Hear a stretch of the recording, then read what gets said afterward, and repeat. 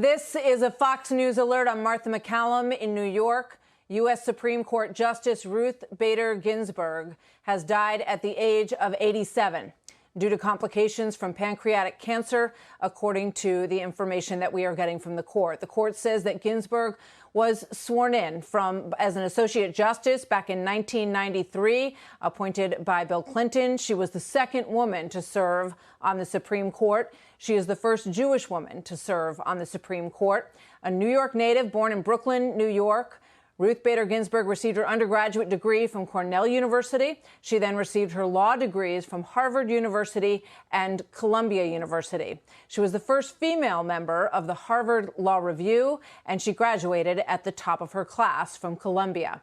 She was sworn in as a judge on the U.S. Circuit of Appeals for the District of Columbia Circuit in 1980. After being nominated by President Jimmy Carter. She served until 1993, when she replaced Justice Byron White on the Supreme Court. She was nominated for that post by President Bill Clinton. Justice Ginsburg served more than 2 decades on the Supreme Court and was one of only 4 women ever appointed to the High Court. During her tenure, she was a fierce advocate for women's rights. Shannon Bream takes a look back at her long and distinguished career.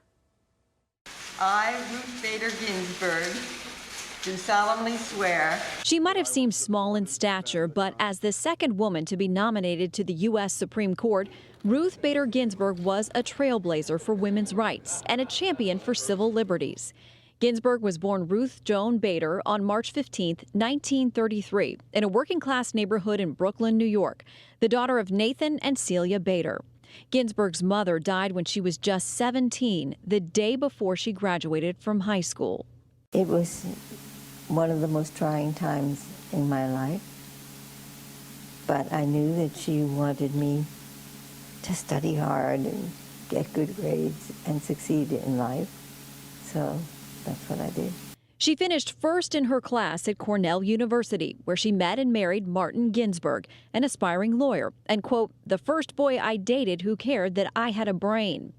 Like her husband, Ginsburg pursued a law degree, enrolling at Harvard after the birth of daughter Jane, then at Columbia Law School, where she graduated at the top of her class. She stayed in the world of academia, and while a professor at Rutgers University, she gave birth to a son, James. But she soon left Rutgers for Columbia University to become that school's first female tenured law professor.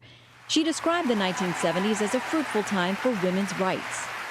I was fantastically lucky to be born when I was and to be in the right place to help advance this movement for women's equality. She went on to create the American Civil Liberties Union's Women's Rights Project, and as general counsel for the ACLU, Ginsburg began appearing before the Supreme Court. She argued 6 cases for women's rights before President Jimmy Carter nominated her to serve on the U.S. Court of Appeals for the D.C. Circuit. Then, in 1993, President Bill Clinton nominated her to the nation's highest court. She was only the second woman to serve on the Supreme Court and the first Jewish woman. What a long way we have come in this nation. After a series of hearings, the Senate confirmed Ginsburg to the post by a vote of 96-3. In Ruth Bader Ginsburg, I believe the nation is getting a justice who will be a guardian of liberty for all Americans and an ensurer of equal justice under law. On the bench, Ginsburg was known to lean left of center, but favored caution and restraint in her decisions. While she never claimed to have a favorite opinion. My favorite opinion, well, it's a little bit like asking me which of my 4 grandchildren. Ginsburg said the ruling in the Virginia Military Institute case, which prohibited the state from operating an all-male institution with taxpayer dollars, gave her tremendous satisfaction. That was a very satisfying opinion for me to write. And her dissent in Ledbetter v. Goodyear Tire was a precursor for the Lilly Ledbetter Fair Pay Act, which Congress passed into law in 2009 to address a perceived pay gap between men and women. But she suffered losses, too. In an interview with New Republic, she said if she could overrule one decision, it would be the 2010 Citizens United ruling that allowed corporations and unions to financially support candidates running for office. Ginsburg said, quote, "I think the notion that we have all the democracy that money can buy strays so far from what our democracy is supposed to be. So that's number one on my list." In her personal life, Ginsburg battled 4 separate cancer diagnoses. In 1999, it was colon cancer. A decade later, pancreatic cancer. In 2018, she underwent lung cancer surgery. And in 2020, she announced she was undergoing chemotherapy for liver cancer. My colleagues so rallied round me and made it possible for me to go on and not miss a day in court. Ruth Bader Ginsburg.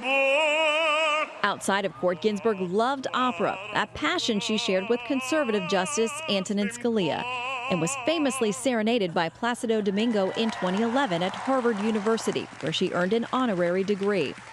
She made exercise a staple in her life, even into her 80s, working out twice a week with her trainer. My father came to the United States when he was 13, and he came from a small town, Stettel, outside Odessa. She was also very proud of her Jewish heritage and the advances made for American Jews.